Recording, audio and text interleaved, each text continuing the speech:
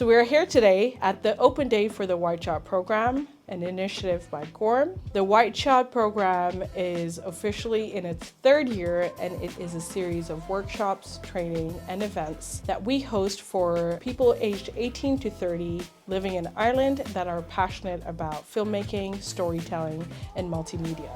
What makes the Open Day special is the fact that we actually got the entire cohort, which is 77 people from across Ireland, in the same space. So one of the most common questions that we get is, what can you get from the Wideshot? There are three things that I want to highlight, which is you get to create an amazing community and network of creatives like yourself from diverse backgrounds, from diverse lived experience. This is a great program for you to start gaining a vocabulary into whether this is something that you want to do. And last but not least, the most important thing is that you get to walk away with a lot of experience with whatever you decide to do next.